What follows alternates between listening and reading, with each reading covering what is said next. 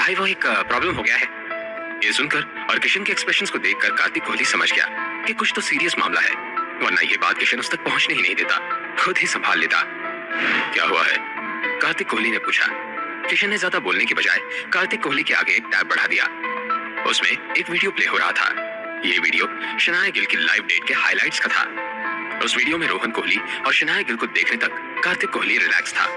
उसे लगा कि उसके भतीजे ने कोई ना कोई मस्ती की होगी और इस बात का कार्तिक कोहली को कोई टेंशन नहीं था।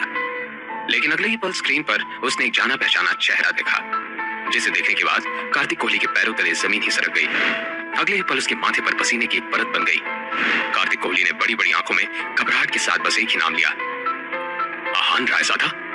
इस वीडियो को देखने के बाद कार्तिक कोहली का ब्लड प्रेशर हाई हो गया था। इस वक्त उसे ना ही अपने खानदान की बेइज्जती का ख्याल याद आ रहा था और ना ही रोहन ने वेस्ट किए हुए 50 करोड़ रुपयों का।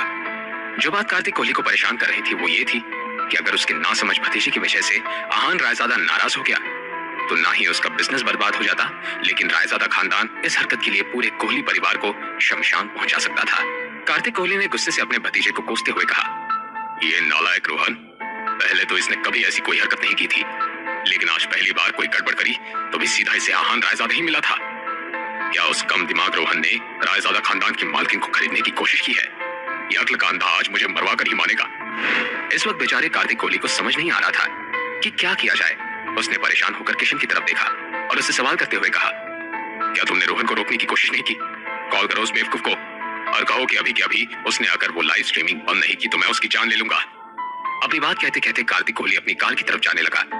किशन ने अपनी बॉस को सूरत हाल बताते हुए कहा, भाई मैं कब से कोशिश कर रहा हूँ मगर रोहन कॉल का जवाब नहीं दे रहा। ऊपर से आज वो अपने साथ किसी को लेकर भी नहीं गया है। मुझे डर है कि कहीं हम पर कोई मुसीबत ना आ जाए भाई। किशन की बात सुनकर कार्तिक कोहली के एक्सप्रेशंस कुछ ज्यादा ही इंटेंस हो गए। वो चलते चलते रुक गया। कार्तिक कोहली ने फिर पलटकर एक नजर किशन की तरफ देखा और उससे सवाल करते हुए कहा, क्या तुम्हें पता है कि रोहन इस वक्त कहाँ है? किशन ने पहले पूरी जानकारी निकाल कर रखी थी। वो ये बात अच्छे से जानता था कि जब उसका भाई कार्तिक इस बखेड़े के बारे में मालूमात करेगा तो वो हाथ पर हाथ धरे नहीं बैठ पाएंगे। किशन ने अपने बॉस को जवाब देते हुए कहा, भाई वो 4 सीजन होटल में, जहां तक वीडियो में दिखाई दिया रोहन जरूर ग्लास वॉल रूम में होगा। कार्तिक कोहली ने यह सुनते ही जल्दबाजी में कहा, चलो फिर, हमें अगर एक भी पल की देरी हो गई तो मुझे डर है कि कुछ बुरा हो जाएगा। जैसे ही किशन ने कार्तिक कोहली की बात सुनी वो अपनी कार में बैठा और तुरंत ही दोनों रोहन और आहान के पास चले गए। दूसरी तरफ ग्लास वॉल रूम का माहौल थोड़ा गर्म हो गया था। जब रोहन की बदतमीजी बढ़ती जा रही थी तो आहान के एक्सप्रेशंस किसी जमे हुए बर्फ की तरह नजर आने लगे। वो एक शातिन मुस्कान के साथ रोहन की तरफ देखने लगा। आहान ने फिर रोहन कोहली से कहा, रोहन क्या तुम्हें याद है कि कुछ दिनों पहले रूपल के घर मैंने तुम्हें किस तरह का सबक सिखाया था? आहान ने जब इस बात का जिक्र किया तो अनजाने में हो या फिर जानबूझकर रोहन के ताजे ताजे जख्म पर नमक छिड़का गया था। वो ऑफेंडेड होकर आहान की तरफ देखने लगा। रोहन ने फिर कुछ सोचा और आहान के पास जाते हुए बोला, तुम आहान, तुम्हारी हिम्मत ज्यादा बढ़ गई है। वैसे तो मुझे तुमसे कोई खास उम्मीद नहीं है, लेकिन क्या तुम्हारी बीवी या फिर तुम्हारी मदर इन लॉ ने मेरे बारे में कुछ भी नहीं बताया तुम्हें? मैं कौन हूँ, मेरा फैमिली बैकग्राउंड क्या है, क्या तुम ये सब जानते नहीं हो? रोहन गुस्से से तिलमिलाते हुए बोलने लगा। आहान ने केयरफ्री लगकर कहा, क्या ये मेरा जानना जरूरी है कि तुम कौन हो? आहान की इस बात पर रोहन ने अपने दांत पीसते हुए आहान से कहा, हाँ जरूरी है, क्योंकि अगर मेरे पेशेंस खत्म हो जाए तो तुम्हारे साथ क्या क्या हो सकता है इसका तुम्हें अंदाजा भी नहीं है। वैसे तो कोहली खानदान के किसी मेंबर से ऐसी धमकी सुनने के बाद कोई भी डर जाता, लेकिन आहान, उसे क्या ही फर्क पड़ने वाला था।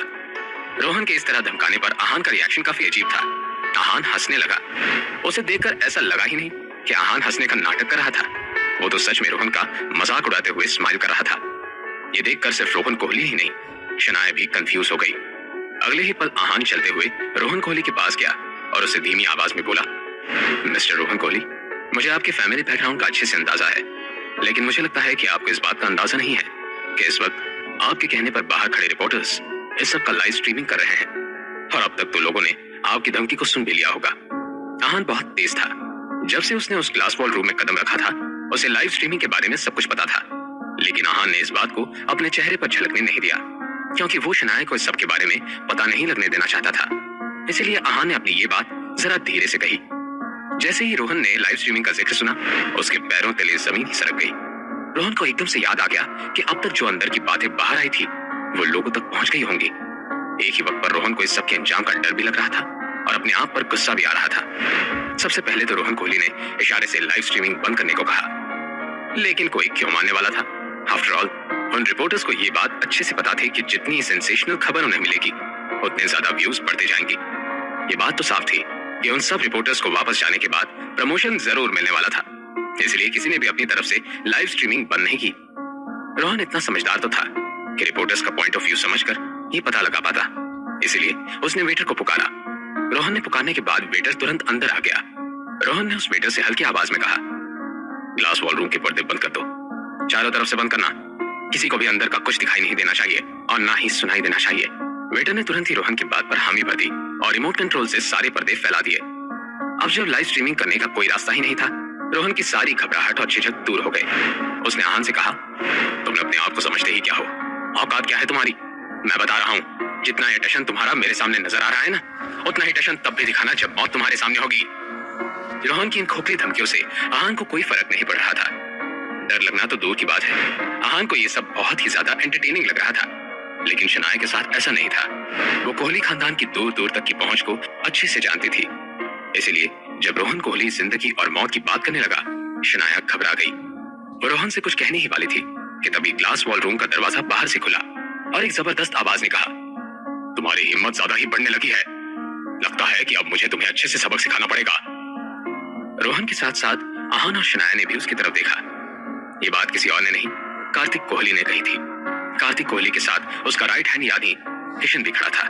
उन दोनों को देखकर शनाया और भी ज्यादा नर्वस हो गई। अरे नहीं, अब तो ये सब कार्तिक कोहली तक पहुंच गया है। नहीं नहीं, मुझे खुद भी माफी मांगकर ये मामला सॉल्व करना पड़ेगा। शनाया को आहान की जान की फिक्र हो रही थी और रोहन उसके दिल में लड्डू फूट रहे थे। वो ये बात अच्छे से जानता था कि कार्तिक चाचू कभी भी उसे हारने नहीं देंगे। अपने चाचू को देखकर रोहन के चेहरे पर खुशी उतर आई। उसने कार्तिक कोहली की तरफ देखकर कहा, चाचू आप यहाँ? वैसे ये मैटर खुद ही संभाल लेता, लेकिन अब जब आप यहाँ आए गए हैं तो मुझे कोई टेंशन नहीं है। कार्तिक कोहली ने अपने इस नालायक भतीजे की बात को पूरी तरह से अनसुना कर दिया। उसका सारा ध्यान तो सिर्फ और सिर्फ आहान पर था। आहान ने अपने इस नए बिजनेस पार्टनर की आंखों में डर देख लिया था। पूरा मैटर समझने में उसे जरा भी देरी नहीं लगी। जरूर कार्तिक कोहली यहाँ अपने बिजनेस होने के डर से आया होगा।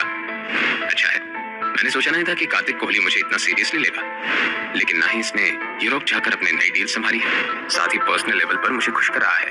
आहान ने ये सब सोचते हुए बस एक नजर शनाया की तरफ देखा। वो नहीं चाहता था कि उसकी असली पहचान शनाया के सामने आ जाए। इसी वजह से आहान ने कार्तिक कोहली को इस तरह देखा जैसे अंदर की बात अंदर ही रहे। कार्तिक कोहली भी एक होशियार बिजनेसमैन था। अगर आहान के इस छोटे से इशारे को न समझ पाता तो ये उसकी बेवकूफी होती। उसने फिर अपने नासमझ भतीजे को देखा और उससे गुस्से में कहा, ये बात मैंने तुमसे कही थी रोहन, मुझे लगता है कि तुम्हें सबक सिखाने की जरूरत है। ये सब क्या चल रहा है? क्या अभी भी तुम्हारे अंदर जिंदा रहने की तमन्ना बाकी है या फिर जान खोना चाहते हो तुम? अपने कार्तिक चाचू की कही ये बात सुनकर रोहन के पैरों तले जमीन सरक गई। ये सब क्या हो रहा है? रोहन ने ऐसी उम्मीद तो की ही नहीं थी। कहां ये पूरा गेम खुद रोहन की ओर उल्टा पड़ गया था। रोहन ने डर से हकलाते हुए अपने कार्तिक चाचू से कहा, चाचू आप ये क्या कह रहे हैं? मेरी सब में कोई गलती नहीं है, गलती तो इस कमीने की है। जैसे ही रोहन ने अपनी बात खत्म की, अगले ही पल उसके मुंह पर एक जोर का थप्पड़ पड़ा। कार्तिक कोहली की अपनी मजबूरी थी। एक तो उसके भतीजे ने उसके पीठ पीछे इतना बड़ा बखेड़ा खड़ा कर दिया था और इतना होने के बाद भी रोहन को चैन नहीं पड़ रहा था कि वो आहान को गालियां दे रहा था। कार्तिक कोहली को और किसी गलती की गुंजाइश नहीं थी। पहले ही बात बिगड़ गई थी, इसलिए उसने रोहन से कहा, क्या तुम अपने होश में तो हो? तुम्हारी वजह से हमारे पूरे कोहली खानदान का नाम मिट्टी में मिल रहा है। पूरे शहर में हम सबके बारे में उल्टी सीधी बातें कही जा रही हैं और ऊपर से तुम अपनी जबान लड़ाने से बाज नहीं आ रहे हो। किसी लड़की को खरीदना, क्या यही संस्कार दिए हैं हमने तुम्हें? हाँ, क्या यही दिन देखने के लिए हमने तुम्हें पढ़ाया लिखाया था ताकि तुम एक दिन हमारा ही नाम बदनाम करो? बेशरम। रोहन, मुझे तुमसे इस बात की बिल्कुल भी उम्मीद नहीं थी। रोहन को ऐसा लग रहा था कि वो कोई डरावना सपना देख रहा हो। अब तो कार्तिक चाचू ने मुझसे यही कहा है कि जो करना है करो, मैं सब संभाल लूंगा। तो फिर आज अचानक से उन्हें क्या हो गया है? रोहन ने मन ही मन में कहा। वो बहुत हैरान परेशान हो रहा था। ऐसे ही कुछ रिएक्शन शनाया का भी था। उसने अपने आंखों और कानों पर यकीन ही नहीं किया। उसने एक एक करके रोहन, कार्तिक कोहली और आहान की तरफ देखा और मन ही मन में बोली, ऐसा नहीं हो सकता। कार्तिक कोहली उन खानदानी लोगों में से नहीं है जो संस्कारों की बात करते हैं। जरूर कोई गड़बड़ है। क्या शनाया को सच का पता लगने वाला था? आगे इस लाइव डेट का क्या अंजाम दिखने वाला था? आहान इस सिचुएशन को कैसे संभालेगा? जानने के लिए सुनते रहिए, यही संस्कार दिए हैं हमने तुम्हें। हाँ, क्या यही दिन देखने के लिए हमने तुम्हें पढ़ाया लिखाया था, ताकि तुम एक दिन हमारा ही नाम बदनाम करो? बेशरम। रोहन, मुझे तुमसे इस बात की बिल्कुल भी उम्मीद नहीं थी। रोहन को ऐसा लग रहा था कि वो कोई डरावना सपना देख रहा हो। अब तो कार्तिक चाचू ने मुझसे यही कहा है कि जो करना है करो, मैं सब संभालूंगा। तो फिर आज अचानक से उन्हें क्या हो गया है? रोहन ने मन ही मन में कहा। वो बहुत हैरान परेशान हो रहा था। ऐसे ही कुछ रिएक्शन शनाया का भी था। उसने अपने आंखों और कानों पर यकीन ही नहीं किया। उसने एक एक करके रोहन, कार्तिक कोहली और आहान की तरफ देखा और मन ही मन में बोली, ऐसा नहीं हो सकता। कार्तिक कोहली उन खानदानी लोगों में से नहीं है जो संस्कारों की बात करते हैं। जरूर कोई गड़बड़ है। शनाया को इस सब में कुछ खुशी होने की वाइब आ रही थी, लेकिन वो इस वक्त कुछ भी कहने के बारे में सोच नहीं रही थी। पहले उसे ये जानकर राहत मिली थी कि कम से कम कार्तिक कोहली ने अड़ियल होकर शनाया और आहान पर तंज नहीं कसा था। दूसरी तरफ जब आहान ने कार्तिक कोहली की कही बात सुनी, उसके चेहरे पर एक हल्की सी स्माइल आ गई। आहान को यह बहुत ही फनी लग रहा था कि इस मैटर को खत्म करने के लिए कार्तिक कोहली कितना डेस्परेट हो रहा था। कार्तिक कोहली की अनएक्सपेक्टेड डांट सुनने के बाद रोहन की बोलती बंद हो गई। कार्तिक कोहली ने यह देखकर एक बार फिर से अपने नासमझ भतीजे को बात सुनाई। क्या आप मेरा मुंह देखते रहोगे? जल्दी से मिस शनाया और मिस्टर आहान से माफी मांगो। इतनी भी अकल नहीं है कि अपनी की हुई गलती सुधारो? बेशरम। अब कार्तिक कोहली को उस पर इतना गुस्सा आ रहा था तो रोहन ने बेमन से आहान और शनाया की तरफ देखा। वो माफी मांगना तो नहीं चाहता था, लेकिन वो अपने चाचा को और ज्यादा नाराज नहीं करना चाहता था। इसलिए रोहन ने अपना सर झुकाकर कहा, आई एम सॉरी, मुझे माफ कर दीजिए। मुझे ये सब नहीं करना चाहिए था। मैं जानता हूँ कि मुझसे बहुत बड़ी गलती हुई है, लेकिन उम्मीद है कि आप बड़े दिल से मुझे माफ कर देंगे। मैं आप दोनों को यकीन दिलाता हूँ कि आगे से मेरी तरफ से ऐसा कुछ भी नहीं होगा। रोहन को ये 4-5 सेंटेंसेस बचपन से सिखाए गए थे। वो बेचारा माफी की स्पीच को इतनी बार रट चुका था कि अगर उसे नींद में जगाकर भी पूछ लिया जाए तो वो ये लाइंस ऐसे की ऐसी बोलता। शनाया ने रोहन की तरफ आंख छोटी करके देखा। वो कुछ कहना चाहती थी कि कार्तिक कोहली ने शनाया से कहा, मिस शनाया, प्लीज बड़प्पन से मेरे बेवकूफ भतीजे को माफ कर दीजिए। मुझे नहीं पता था कि उसने आपको पैसे देकर, मुझे तो बोलने में भी शर्म आ रही है, और ऊपर से ये लाइव स्ट्रीमिंग। लेकिन आप चिंता मत कीजिए, मैं खुद इस बात का ख्याल रखूंगा कि मीडिया में आपके और आपके हस्बैंड के बारे में कुछ गलत ना लिखा जाए। एक बार फिर से मैं रोहन की तरफ से आपसे और मिस्टर आहान से माफी मांगता हूँ। शनाया को अब ये बात आगे बढ़ाने का कोई रीजन नजर नहीं आ रहा था, इसलिए उसने बिना कुछ कहे बस हाँ में अपना सर हिला लिया और आहान की तरफ देखने लगी। शनाया ने आंखों ही आंखों में आहान से चलने को कहा तो आहान ने कुछ सोचकर अपनी वाइफ से कहा, शनाया आप आगे बढ़िए, मैं थोड़ी देर में आता हूँ, बाहर ही रुकिएगा, मैं आ रहा हूँ। आहान की बात सुनकर शनाया परेशान हो गई। उसने आहान का हाथ पकड़कर धीमी आवाज में कहा, आहान यहाँ रुककर तुम क्या करना चाहते हो? चलो अब मैटर खत्म हो गया है तो बेहतर है हम इन लोगों से दूर रहें। आहान को शनाया की फिक्र समझ रही थी। उसने फिर अपने आसपास देखा और बहाना बनाते हुए शनाया को कहा, आप बिना वजह परेशान हो रही हैं, मैं तो बस अपना मोबाइल लेकर आ रहा हूँ, आगे बढ़िए। शनाया ने फिर देखा कि आहान ने मोबाइल डाइनिंग टेबल पर ही रखा था। शनाया ने हाँ में सर हिला दिया और वहां से बाहर चली गई। शनाया के जाने के बाद फिर आहान ने कार्तिक कोहली की तरफ देखा और उसे कहा, मिस्टर कोहली, सिचुएशन को होशियारी से संभालने के लिए शुक्रिया। आपकी इस मदद को मैं कभी नहीं भूलूंगा। आहान बहुत ही मॉडेस्ट इंसान था। उसे इसी क्वालिटी को कार्तिक कोहली बहुत पसंद करता था। कार्तिक कोहली ने फिर शर्मिंदा होकर कहा, मिस्टर रायजादा, यकीन मानिए मैं रोहन की इस बदतमीजी के बारे में कुछ भी नहीं जानता था। अगर मुझे पता होता तो मैं ये सब कभी नहीं होने देता और इस सारे तमाशे को पहले ही रोक लेता। आहान ने फिर कार्तिक कोहली से बेफिक्र होकर कहा, मिस्टर कोहली, आप बिना वजह परेशान हो रहे हैं। एज लॉन्ग एज मेरी वाइफ ठीक है, मुझे इस सबसे कोई फर्क नहीं पड़ता। आहान की बात सुनने के बाद कार्तिक कोहली के दिल में एक भारी वजन हल्का हो गया।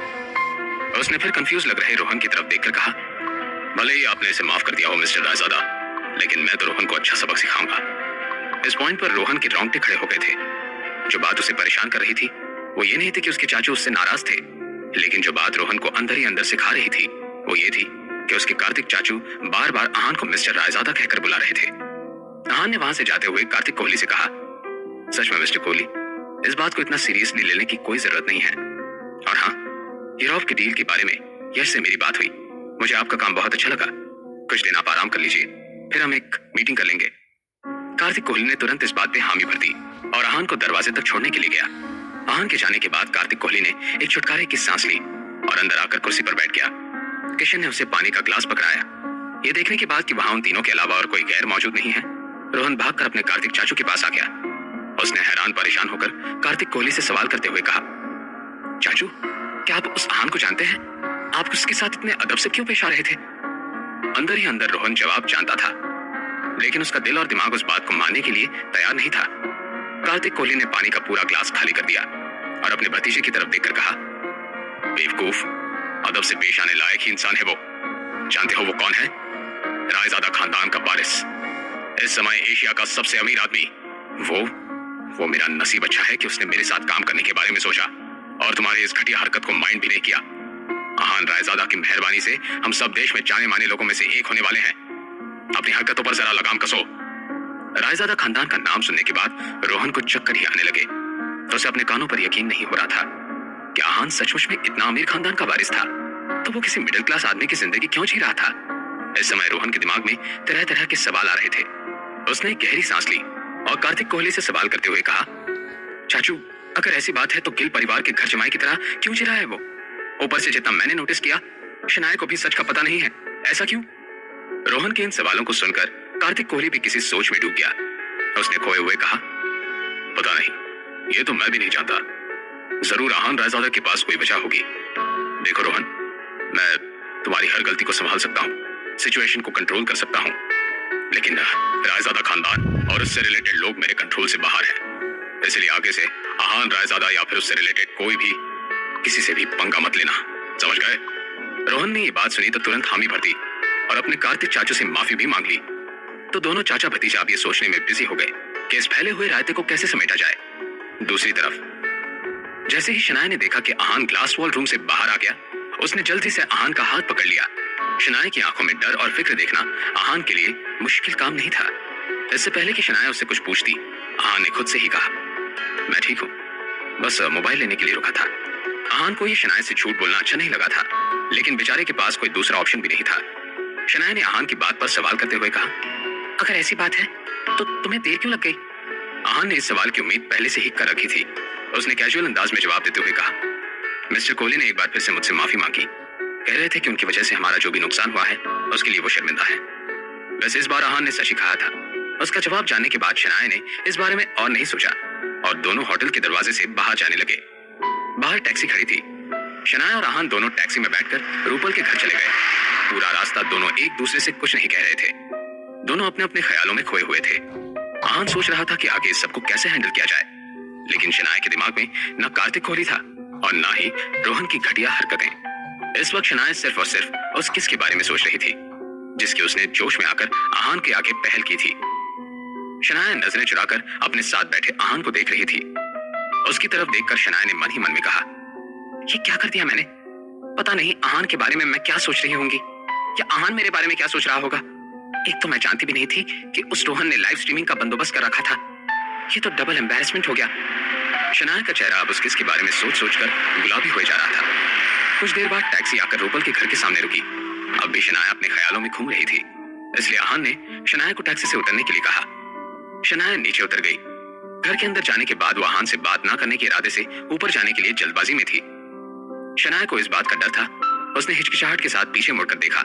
आहान ने फिर अपना हाथ आगे बढ़ाकर शनाया से कहा, शनाया, आप अपना पर्स टैक्सी में ही भूल गई थी। क्या आप किसी बात से परेशान हैं? जब आहान ने किसी अजीब बात का जिक्र नहीं किया तो शनाया की जान में जान आ गई। उसने नॉर्मल अंदाज में आहान के पास जाकर कहा, वो मैं थोड़ी थक गई हूं ना, इसलिए मेरा ध्यान ही नहीं रहा। Thank you. शनाया ने अपनी बात बहुत ही सीधे तरीके से कही थी, लेकिन आहान ने देखा कि शनाया उससे नजरें नहीं मिला रही थी। एकदम से आहान की आंखें चमकने लगी। उसने कहा, कोई बात नहीं। शनाया ने आहान के हाथ से अपनी पर्स लेनी चाहिए, लेकिन आहान की पकड़ अब भी उस पर्स से हल्की नहीं हुई थी। शनाया ने सवालिया अंदाज से आहान की तरफ देखा, लेकिन आगे आहान ने जो कहा उसे सुनने के बाद शनाया दंग रह गई। आहान ने ऐसा क्या कहा था? क्या इस किस के बाद शनाया और आहान का रिश्ता आगे बढ़ने वाला था, या फिर एक बार फिर से कोई रुकावट आने वाली थी? जानने के लिए सुनते रहिए। अंदर जाने के बाद वो आहान से बात ना करने के इरादे से ऊपर जाने के लिए जल्दबाजी में थी। शनाया को इस बात का डर था। उसने हिचकिचाहट के साथ पीछे मुड़कर देखा। आहान ने फिर अपना हाथ आगे बढ़ाकर शनाया से कहा, शनाया, आप अपना पर्स टैक्सी में ही भूल गई थी। क्या आप किसी बात से परेशान हैं? जब आहान ने किसी अजीब बात का जिक्र नहीं किया तो शनाया की जान में जान आ गई। उसने नॉर्मल अंदाज में आहान के पास जाकर कहा, वो मैं थोड़ी थक गई हूं ना, इसलिए मेरा ध्यान ही नहीं रहा। Thank you. शनाया ने अपनी बात बहुत ही सीधे तरीके से कही थी, लेकिन आहान ने देखा कि शनाया उससे नजरें नहीं मिला रही थी। एकदम से आहान की आंखें चमकने लगी। उसने कहा, कोई बात नहीं। शनाया ने आहान के हाथ से अपनी पर्स लेनी चाहिए, लेकिन आहान की पकड़ अब भी उस पर्स से हल्की नहीं हुई थी। शनाया ने सवालिया अंदाज से आहान की तरफ देखा, लेकिन आगे आहान ने जो कहा उसे सुनकर शनाया दंग रह गई। आहान ने शनाया से पूछा, शनाया आपकी लिपस्टिक कौन सी ब्रांड की है? शनाया ने आहान से ऐसे किसी सवाल की उम्मीद नहीं की थी। इस क्वेश्चन ने शनाया को कंफ्यूज कर दिया था। फिर शनाया ने अजीब सा चेहरा बनाकर आहान से उल्टा सवाल किया, लिपस्टिक का ब्रांड तुम क्यों पूछ रहे हो? शनाया के इस सवाल के बाद आहान के चेहरे पर एक हल्की सी मुस्कान आ गई। उसने शनाया के पर्स को अपनी पकड़ से छोड़ दिया और अपनी बीवी के करीब जाने लगा। शनाया अब भी कंफ्यूज होकर आहान की तरफ देख रही थी। यह सब शनाया के लिए बहुत ही अनएक्सपेक्टेड था। आहान ने फिर शनाया की जुल्फों को हटाते हुए उसके कानों में फुसफुसाते हुए कहा, कलर के साथ साथ उस लिपस्टिक का टेस्ट भी अच्छा था। ये कहने के बाद आहान शनाया की तरफ देखने लगा। आहान की कही ये फ्लर्टी बात सुनने के बाद शनाया का चेहरा देखने लायक हो गया था। समझ नहीं पा रही थी कि उसे कैसे रिएक्ट करना चाहिए। शनाया आहान को भी डांटना चाहती थी, लेकिन उसकी तरफ देखने से भी कतरा रही थी। आहान को अपनी वाइफ को इस सिचुएशन में देखकर बड़ा मजा आ रहा था। शनाया के गाल अब गुलाबी होने लगे थे। ये देख करके शनाया खामोश खड़ी थी। आहान ने उससे कहा, मैं तो बस यही कह रहा था कि लिपस्टिक का टेस्ट अच्छा था, आप इस तरह क्यों रिएक्ट कर रही हैं? इस पॉइंट पर शनाया ने आहान के सीने में अपना चेहरा छिपा लिया। वो अब आहान को देख तो नहीं पा रही थी, लेकिन शनाया अपने हस्बैंड की हंसी सुन पा रही थी। उसने वैसे ही आहान को गले लगाए हुए उससे कहा, तुम्हारी फ्लर्टिंग दिन ब दिन बढ़ती जा रही है। आहान ने भी शनाया को अपनी बाहों में ले लिया और उसके बाल सहलाते हुए बोला, ये तो सही है, लेकिन मुझे लगता है कि आपको मेरी ये फ्लर्टी बातें पसंद आने लगी हैं। शनाया ने जैसे ही आहान की ये बात सुनी, वो क्यूरियस हो गई। उसने इंपल्स में आकर आहान से कहा, तुम्हें कैसे पता? अगले ही पल शनाया अपने आप ही को ब्लेम करने लगी कि शनाया को आहान से ये बात नहीं पूछनी चाहिए थी। अब तो वो शर्म से और ज्यादा पानी पानी हो रही थी। आहान ने फिर हंसते हुए शनाया की तरफ देखा। वो नजरें झुकाकर मन ही मन में अपने आप को कोस रही थी। आहान ने फिर दोनों हाथों से शनाया का चेहरा पकड़ लिया और शनाया की आंखों से आंखें मिलाकर बोला, अब आपको पसंद नहीं आएंगी तो फ्लर्ट करने का क्या ही फायदा? जिस अपनेपन और अटैचमेंट से आहान ने शनाया की तरफ देखा था, उसकी शर्म एक पल में गायब हो गई। शनाया ने फिर स्माइल के साथ आहान की तरफ देखा। दोनों एक दूसरे की आंखों में खो गए थे। इस वक्त शनाया के दिमाग में कई सारे ख्याल घूम रहे थे। वैसे तो बाकी सारे ख्याल काफी खुशनुमा थे, लेकिन एक घबराहट भी थी। जैसे वो ख्याल अपने दिमाग में आया, शनाया का चेहरा सीरियस हो गया। अपनी प्यारी बीवी के एक्सप्रेशंस में आया ये बदलाव आहान ने झट से नोटिस कर लिया। क्या हुआ शनाया, आप परेशान लग रही हैं? क्या कोई बात है? आहान ने शनाया से कंसर्न लगते हुए पूछा। शनाया ने बहुत ही इंटेंस नजरों से आहान की तरफ देखा और बोली, आहान, आज जब कार्तिक कोहली वहां अचानक से आ गया, मैं डर गई थी। मैं खुद भी नहीं जानती थी कि उसने रोहन के बदले हमारी साइड क्यों ली। लेकिन हमेशा ऐसा नहीं होगा और हमेशा ऐसा होना भी नहीं चाहिए। अगर तुम्हें कुछ हो जाता तो मैं कहां जाती, क्या करती? तुम किसी खतरे में पड़ सकते थे आहान। शनाया की परेशानियां सुनकर आहान के दिल में नरमी छा गई। आहान ने यह दिन सिर्फ सपने में ही देखा था। जिस दिन शनाया को उसकी फिक्र होगी, ये सिर्फ आहान की उम्मीदों में ही जिंदा था। लेकिन आज सच में शनाया को आहान की फिक्र सता रही थी। लेकिन आहान से अपनी बीवी को इतना टेंशन में देखा नहीं जा रहा था। उसने शनाया से कहा, शनाया, आप बिना वजह परेशान हो रही हैं। मुझे कुछ नहीं हुआ है, मैं तो आपके सामने ठीक ठाक खड़ा हूं। डोंट वरी, कुछ नहीं हुआ है और मैं ये कुछ होने भी नहीं दूंगा, ट्रस्ट मी। शनाया को आहान की ये बात सुनकर अच्छा लग रहा था, लेकिन वो बेफिक्र नहीं हो पा रही थी। शनाया ने नाम में सर हिलाया और कुछ सोचकर आहान के सामने हाथ बढ़ाते हुए कहा, आहान, मुझसे प्रॉमिस करो, आगे से तुम मेरे लिए और अपने लिए किसी से लड़ाई में नहीं पड़ोगे। हम दोनों मिलकर शांति से संभाल लेंगे, लेकिन तुम अपनी जान पर कोई रिस्क नहीं लोगे। वादा करो मुझसे। शनाया की आंखें इस पॉइंट पर नम हो गई थी। ये देखकर आहान का दिल भी पिघलने लगा। उसने बिना कुछ सोचे शनाया के हाथ पर हाथ रख दिया और उससे वादा करते हुए कहा, शनाया, मैं आपसे प्रॉमिस करता हूँ कि आगे से मैं कभी ऐसा कुछ नहीं करूंगा जिससे आप घबरा जाएं। आहान से वादा लेने के बाद शनाया को राहत मिली। आहान ने फिर शनाया के पकड़े हाथ को हल्के से हिलाते हुए कहा, अब मैंने वादा भी कर दिया है, थोड़ा सा मुस्कुरा दीजिए प्लीज। आहान की बात सुनकर शनाया स्माइल करने लगी। दोनों ने एक बार फिर से एक दूसरे को गले लगा लिया। दोनों एक दूसरे के आगोश में बस यही सोच रहे थे कि वो कितने खुश नसीब थे कि उन्हें इतने समझदार और केयरिंग पार्टनर्स मिले थे। शनाया को आज एक अलग ही तरह का सुकून मिल रहा था और आहान को खुशी, अपनी बीवी से प्यार मिलने की खुशी, अपनी शादी को एक कदम आगे बढ़ाने का मौका मिलने की खुशी। लेकिन हर किसी के साथ ऐसा नहीं था। इस वक्त शहर के किसी दूसरे कोने में किसी हाई क्लास बार के एक प्राइवेट रूम में हवा में बहुत ही अजीब सी वाइब्स आ रही थी। रूपल वहां खड़ी मन ही मन में घबरा रही थी। उसके सामने एक मिडिल एज्ड आदमी बैठा हुआ था। रूपल की तरफ देखते हुए उस आदमी की आंखों से हवस टपक रही थी। रूपल ने उन नजरों को पहचान लिया था। वैसे हमेशा लोगों को ऐसे हालातों में बातें सुनाने वाली रूपल आज चुपचाप बैठी हुई थी। ऐसा नहीं था कि वो अपनी मर्जी से वहां आई थी, मगर आज रूपल मजबूर थी। उस मिडिल एज्ड आदमी ने रूपल से कहा, रूपल जी, बहुत सालों से मैंने आपके जैसी भला की खूबसूरत नहीं देखी। मानना पड़ेगा, गुप्ता साहब ने अपनी बेटी को काफी अच्छे से बड़ा किया है। रूपल जी अपनी माँ की तरह दिखती होंगी ना? जैसे ही रूपल ने अपने मॉम डैड का जिक्र सुना, उसकी घबराहट बढ़ गई। रूपल इतनी नर्वस हो रही थी कि उसके माथे पर पसीने की एक शिकन जा गई। उसने अपने दोनों हाथों को आपस में घिसते हुए अपने मन ही मन में कहा, उफ यार, ये क्या बखेड़ा है। अगर मॉम डैड ने बिजनेस के लिए इस रजत चौधरी से पैसे ना लिए होते तो मुझे यहाँ ना आना पड़ता। एक तो इस चालाक आदमी ने मेरे पापा को फंसा दिया, अब मेरे बारे में गंदे ख्याल दिमाग में चल रहे हैं। लेकिन मैं भी क्या कर सकती हूँ? अगर मैंने इस आदमी के साथ कोऑपरेट नहीं किया तो ना ही सिर्फ पापा का बिजनेस चौपट हो जाएगा, लेकिन हो सकता है कि उन्हें जेल जाने की भी नौबत आ जाए। रूपल इस वक्त बहुत ज्यादा परेशान हो रही थी। रजत चौधरी इसी तरह से लड़कियों को फंसाता था। उसने फिर रूपल की तरफ जाते हुए बैठने को कहा। रूपल सहमी से काउच पर बैठ गई। रजत चौधरी ने विस्की का एक ग्लास रूपल के हाथ में पकड़ा दिया और खुद भी अपने ग्लास से चीयर्स करते हुए बोला, रूपल जी, मैं एक बहुत ही खुश मिजाज आदमी हूँ।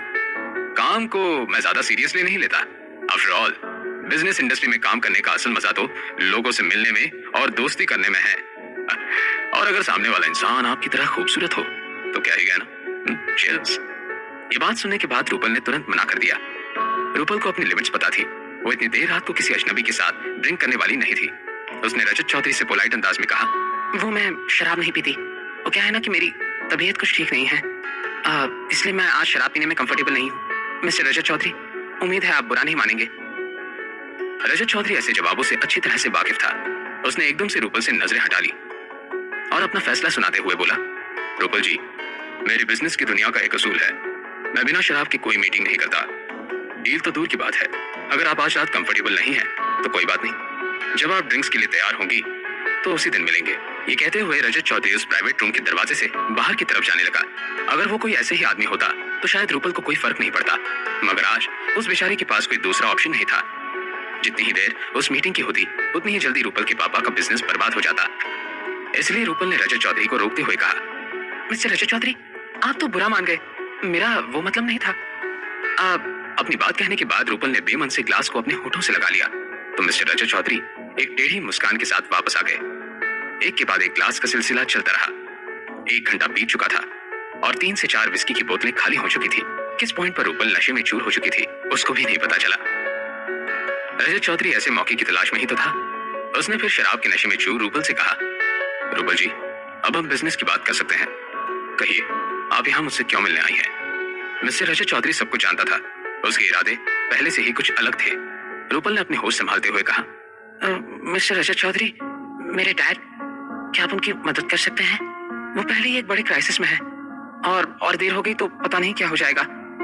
रूपल ने जैसे ही ये बात कही, मिस्टर रजत चौधरी हंसने लगा। उसने ज्यादा देर लगाए बिना रूपल से तुरंत कहा, रूपल जी, शिमला शहर में मेरी बहुत जान पहचान है। अपने 1-2 दोस्तों से बात करके मैं गुप्ता साहब की मदद कर सकता हूँ। भले ही ये जोखिम भरा कदम होगा, लेकिन फिर भी आपके कहने पर मैं इतना कर सकता हूँ। लेकिन ये सब करने के बाद मुझे क्या मिलेगा? ये मिस्टर रजत चौधरी का असली रूप था। वो इसी सवाल के साथ रूपल को अपने जाल में फंसाने वाला था। एक तो रूपल की उम्र काफी कम थी, ऊपर से उसकी खूबसूरती। रूपल के पापा को असल में खुद मिस्टर रजत ने ही प्रॉब्लम में डाला था। अपनी की हुई गलती को सुधारना उसके लिए कोई बड़ा काम नहीं था। लेकिन अगर मिस्टर रजत चौधरी को इतना अच्छा फायदा हो रहा था तो वो इस सिचुएशन में पीछे क्यों हटता? रूपल ने ज्यादा सोचे बिना पॉइंट की बात करना सही समझा। मिस्टर रजत चौधरी, आप क्या चाहते हैं? आप मेरे पापा को इस क्राइसिस से बाहर निकाल सकते हैं? अगर ऐसा हुआ तो मैं आपकी सारी ख्वाहिश पूरी करूंगी। अब मिस्टर रजत चौधरी रूपल के सामने क्या शर्त रखेंगे? क्या रूपल किसी बड़ी मुसीबत में फंसने वाली थी? लाइव डेट का आहान और शनाया पर क्या असर पड़ने वाला है? जानने के लिए सुनते रहिए। जी, शिमला शहर में मेरी बहुत जान पहचान है। अपने 1-2 दोस्तों से बात करके मैं गुप्ता साहब की मदद कर सकता हूँ। भले ही ये जोखिम भरा कदम होगा, लेकिन फिर भी आपके कहने पर मैं इतना तो कर ही सकता हूँ। लेकिन ये सब करने के बाद मुझे क्या मिलेगा? ये मिस्टर रजत चौधरी का असली रूप था। वो इसी सवाल के साथ रूपल को अपने जाल में फंसाने वाले थे। एक तो रूपल की उम्र काफी कम थी, ऊपर से उसकी खूबसूरती। रूपल के पापा के बिजनेस को असल में खुद रजत चौधरी ने प्रॉब्लम में डाला था। अपनी की हुई गड़बड़ सुधारना उसके लिए कोई बड़ा काम नहीं था। लेकिन अगर इस सिचुएशन में मिस्टर रजत चौधरी को इतना अच्छा फायदा हो रहा था तो वो पीछे क्यों हटता? रूपल ने ज्यादा सोचे बिना पॉइंट की बात करना सही समझा। मिस्टर रजत चौधरी, आप क्या चाहते हैं? अगर आप मेरे पापा को इस क्राइसिस से बाहर निकाल सकते हैं तो मैं आपकी ख्वाहिश जरूर पूरी करूंगी। रजत चौधरी ने जैसे ही रूपल की कही ये बात सुनी, उसके चेहरे पर एक हवस भरी मुस्कान ने जगह बना ली। उसने फिर रूपल की तरफ अपने कदम बढ़ाते हुए कहा, तो फिर क्यों ना हम दोनों एक गेम खेलें? जो भी इस गेम में जीतेगा उसकी ख्वाहिश पूरी होगी। अगर मैं जीता तो आपको मैं जब भी बुलाऊं और जो भी करने को कहूं मानना पड़ेगा, और अगर आप जीत गई तो मैं गुप्ता साहब का बिजनेस पहले की तरह करके उनकी मदद करूंगा। रूपल को यह गेम कुछ ज्यादा ही रिस्की लग रहा था। भले ही इस वक्त वो नशे की हालत में थी, मगर रजत चौधरी के चेहरे की स्माइल समझना उसके लिए कोई मुश्किल बात नहीं थी। लेकिन शर्त अगर रूपल जीत जाती तो उसके पापा को और उसके फैमिली बिजनेस को बचाने की पूरी रिस्पॉन्सिबिलिटी थी। अपने पापा का चेहरा याद आते ही रूपल ने बाकी सारे ख्याल छोड़ दिए। जो झिझक रजत चौधरी को देखने के बाद रूपल के दिमाग में थी, उसे रूपल ने भुला दिया और जबरदस्ती की स्माइल के साथ रजत चौधरी से बोली, सुनने में तो ये डील अच्छी लग रही है, ठीक है मैं तैयार हूँ। वैसे गेम क्या होगा? मतलब मुझे अगर इस गेम में जीतना है तो क्या करना पड़ेगा? इस पॉइंट पर रजत अपना जाल बिछाने में कामयाब हो गया था। गेम क्या है ये जानने के पहले ही रूपल ने हामी भर दी थी, और रूपल जैसी खूबसूरत और जवान लड़कियों की मजबूरी का फायदा उठाने का रजत को शौक था। उसने रूपल के हाथ पर अपनी उंगलियां फेरते हुए सवाल का जवाब दिया। अपने हाथ को रूपल के बदन की तरफ बढ़ाते हुए रजत चौधरी ने कहा, गेम बहुत ही आसान है और बहुत ज्यादा इंटरेस्टिंग है। इस गेम को जीतना ना ही आपके लिए कोई मुश्किल काम है और ना ही मेरे लिए। अगर सच कहूं तो मैं खुद चाहता हूं कि आप ये गेम जीत जाएं। जितनी अनकंफर्टेबल रूपल इस आदमी की अजीब टच से हो रही थी, उससे ज्यादा वो क्यूरियस हो गई थी। एक तो रजत चौधरी ने रूपल को इतनी सारी शराब पिला दी थी कि रूपल अपने दिमाग को तेजी से चला ही नहीं पा रही थी। उसने रजत चौधरी से पूछा, अच्छा आखिर ये कैसी गेम है? क्या आप चाहते हैं कि मैं जीत जाऊं? साफ साफ कहिए ना। रजत चौधरी ने एक दबी हुई हंसी के साथ कहा, ये अनड्रेसिंग गेम है। हम दोनों में से जो भी अपने सारे कपड़े सबसे पहले उतारेगा वो जीत जाएगा। है ना आसान सा गेम? जैसे ही रूपल ने ये बात सुनी, उसके चेहरे का रंग उड़ गया। जितना नशा इस वक्त उसके दिमाग पर सवार था, सारा का सारा एक ही पल में उतर गया।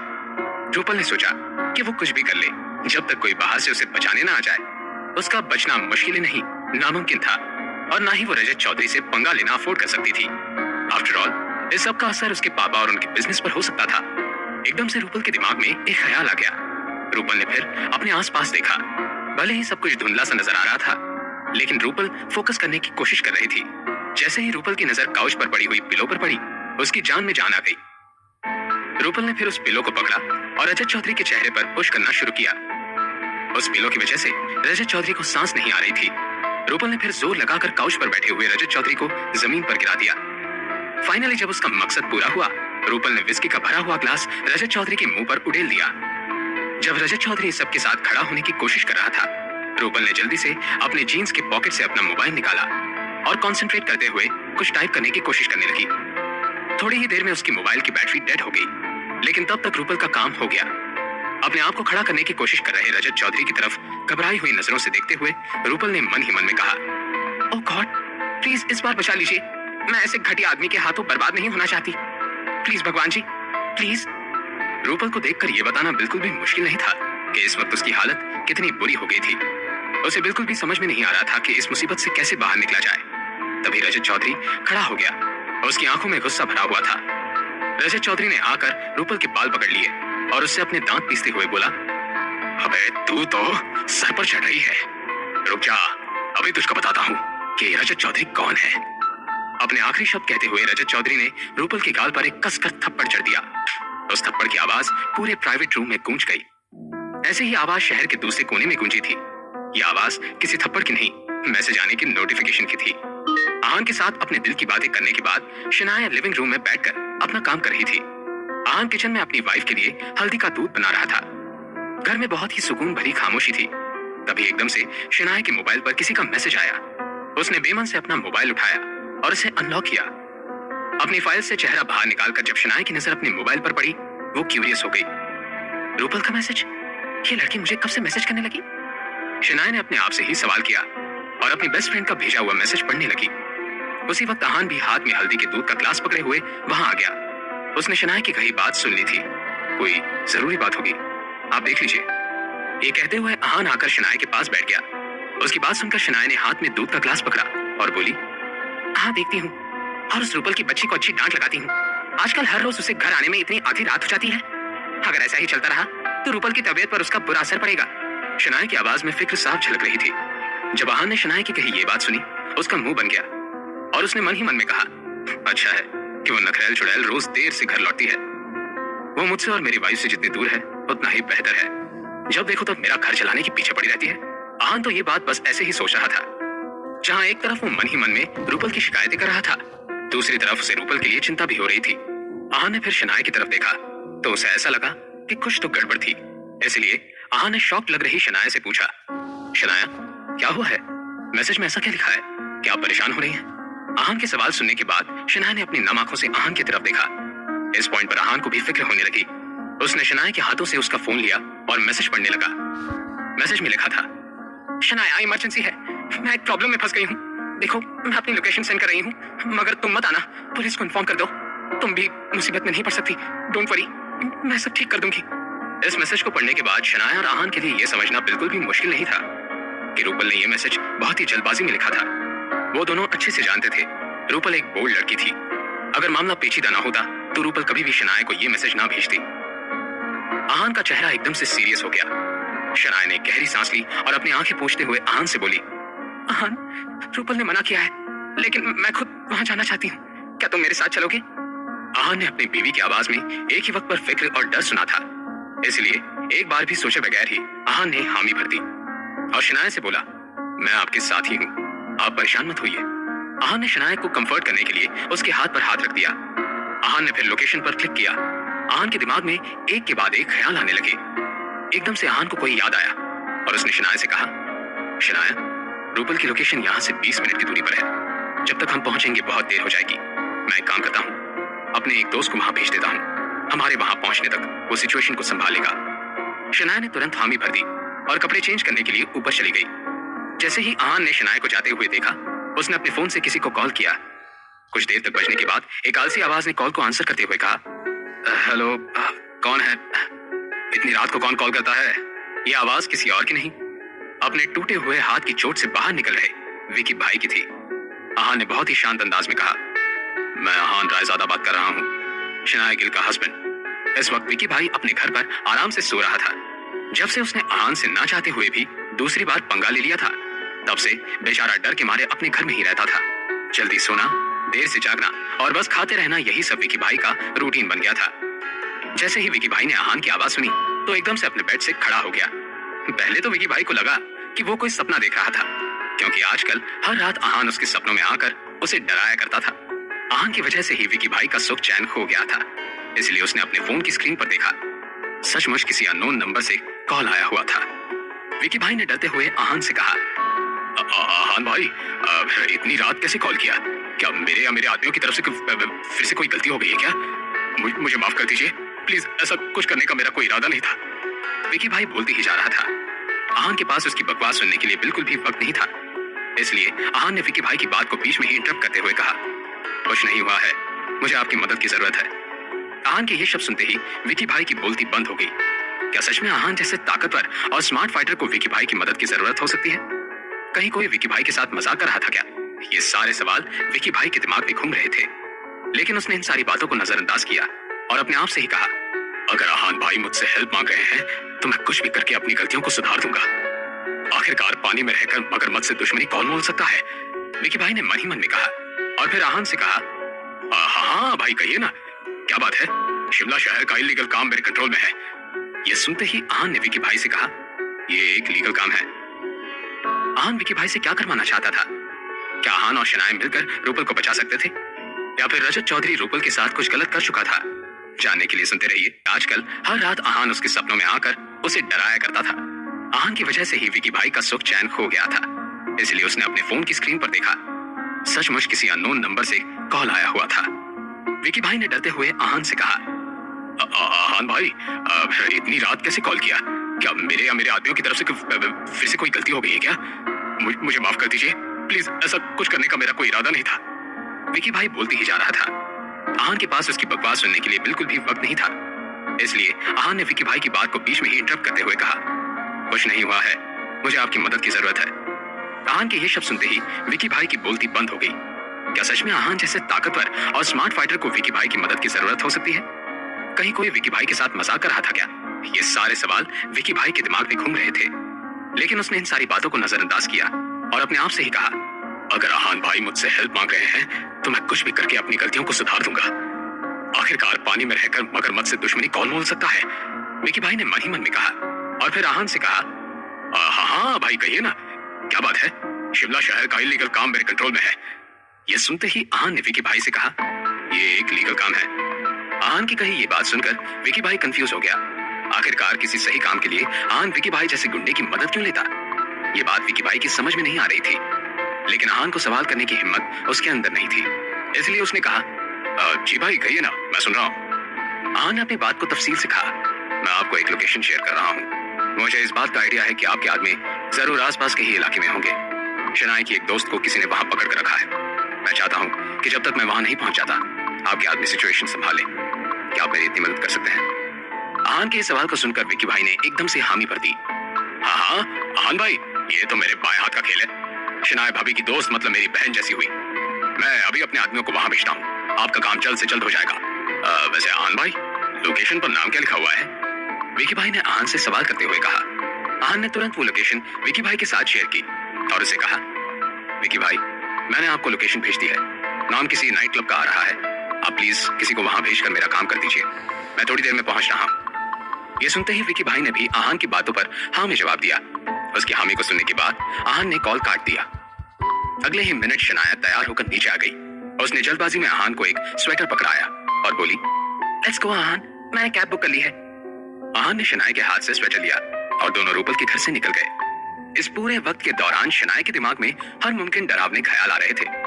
रूपल की खैरियत के बारे में वो खुद श्योर नहीं थी, लेकिन ऊपर वाले से बस यही मांग रही थी कि कहीं रूपल के साथ कुछ बुरा ना हो जाए।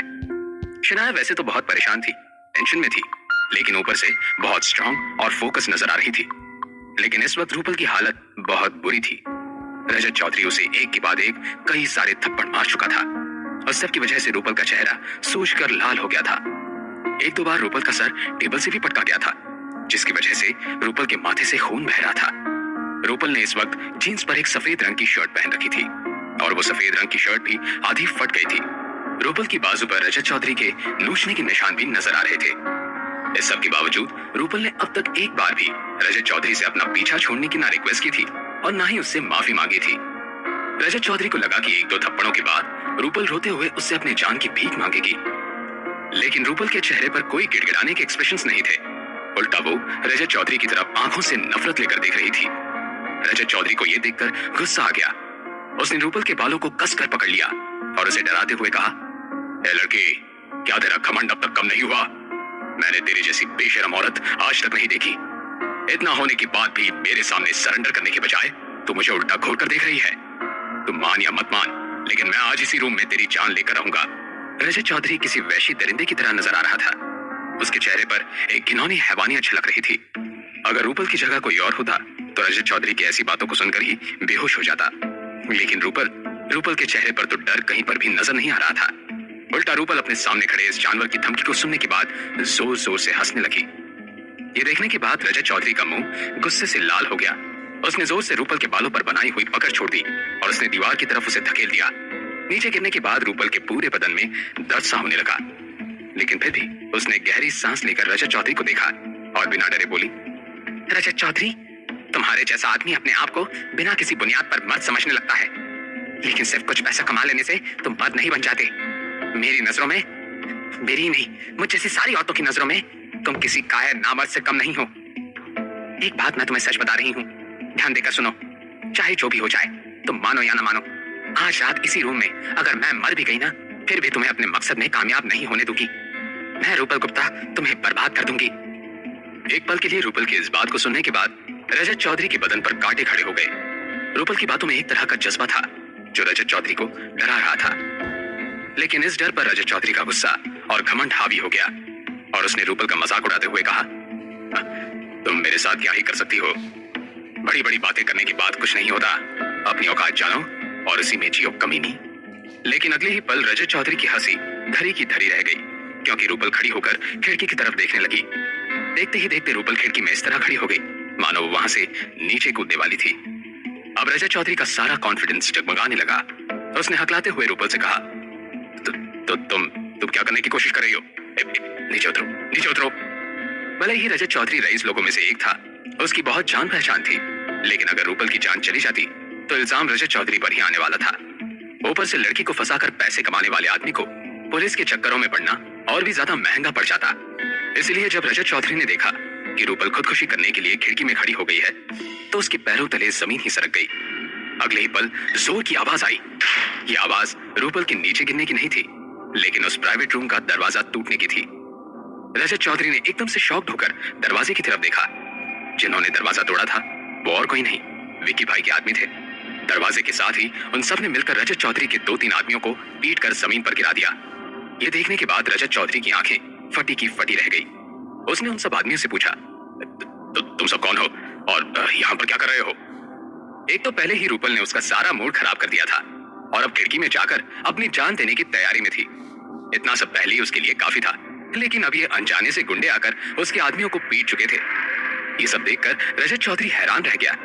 तभी हमेशा की तरह अपनी स्पेशल एंट्री लेते हुए विकी भाई टूटे हुए दरवाजे से अंदर आया। अंदर आते ही उसने एक नजर घुमाकर शनाया की दोस्त को ढूंढा। एकदम से उसे खिड़की में कोई जख्मी लड़की खड़ी हुई नजर आई। ये वही लड़की जिसे उसने प्राइड होटल में देखा था। मिस रूपल, क्या ये आदमी भी रूपल के हुस्न का दीवाना होकर अपनी जान खोने आया हुआ है? बेवकूफ कहीं का। थोड़ी सी पूछताछ कर ली होती, ये लड़की कौन है, इसका बैकग्राउंड क्या है, और इस लड़की रूपल की शनाया भाई से कोई जान पहचान है या नहीं, ये सब जाने बिना ही अपनी हड्डियां तुड़वाने के लिए यहाँ चला आया। बेवकूफ कहीं का। विकी भाई ने मन ही मन में कहा, अब आप कौन है मिस्टर, और मेरी प्राइवेट रूम में क्या करने आए हैं? रजत चौधरी ने विकी भाई से पूछा। इस सवाल को सुनते ही विकी भाई अपने अंदाज में लौटा। उसने अपने कदम रजत चौधरी नाम के एक अधेड़ उम्र के आदमी की तरफ बढ़ाए और अपने जीन्स की पिछली साइड से एक गन निकाली। गन को देखते ही रजत चौधरी के होश उड़ गए। विकी भाई की आधी रात की नींद इस आधे बूढ़े आदमी ने खराब कर दी थी। अगर विकी भाई को रजत चौधरी पर अपना गुस्सा निकालना होता तो वो गन का सहारा कभी ना लेता और अपने आदमियों के हाथों रजत चौधरी की अच्छे से पिटाई भी करता। लेकिन अब विकी भाई को आहान का दिल जीतने का एक मौका मिला था, इसलिए उसने सोचा कि इस मामले को जल्द से जल्द निपटाकर यहाँ से निकल लेते हैं। यही सोचकर विकी भाई ने रजत चौधरी के सर पर बीचों बीच अपनी गन तानी और उससे कहा, मिस रूपल को इतना जख्मी करने की और उनके साथ जबरदस्ती करने की तुम्हारी हिम्मत कैसे हुई बे? अपनी औकात में रहा करना यार। तेरे उम्र की आधी लड़कियां पहले से ही शमशान में पहुंच गई हैं। 1-2 साल में तू भी उधर पहुंच जाएगा। तो जितने दिन ऊपर वाले की मर्जी से मिले हैं तो उनमें खुद भी खुशी से जी और दूसरों को भी चैन से जीने दे। लेकिन नहीं, तुमको मेरे ये शिमला के अंदर आकर उंगली करने का जोश चढ़ा हुआ है। गन देखने के बाद रजत चौधरी पहले ही डर गया था और विकी भाई की बात सुनने के बाद वो कपकपाने लगा। वो ये नहीं जानता था कि रूपल गुप्ता का ऐसे गुंडों से भी कोई लेना देना होगा। रजत चौधरी ने फिर हकलाते हुए विकी भाई से पूछा, आप कौन है? देखिए, मुझसे गलती हो गई। मैं अभी मिस रूपल से माफी मांगता हूँ। मुझे माफ कर दीजिए। आगे से मैं ऐसा कुछ नहीं करूंगा। विकी भाई का काम ऑलमोस्ट पूरा हो गया था। उसने सोचा कि अब इस रजत चौधरी को यहाँ से भगा देते हैं। लेकिन तभी विकी भाई की नजर खिड़की में खड़ी रूपल की तरफ गई और उसने रूपल के चेहरे पर बने हुए चोट के निशान देखे। रूपल के माथे से खून भी निकल रहा था। इसलिए विकी भाई ने अपना मन बदल दिया और मन ही मन में कहा, अगर आहान भाई को पता लग गया कि मैंने इस कमीने को ऐसे ही जाने दिया तो शायद वो नाराज हो जाएंगे। एक तो पहले इस खूबसूरत लड़की का चेहरा लाल हो गया है, पता नहीं इस कमीनी मिस रूपल को कितना मारा होगा। ऊपर से मिस रूपल की शर्ट भी फटी हुई है। नहीं, मैं इस साले को ऐसे तो नहीं जाने दे सकता। कुछ तो करना ही पड़ेगा। अब विकी भाई रजत चौधरी के साथ क्या करेगा? क्या रूपल को विकी भाई के यहाँ आने का सच पता चल जाएगा? आहान और शनाया के आने तक ये मामला किस हद तक पहुंचने वाला है? जानने के लिए सुनते रहिए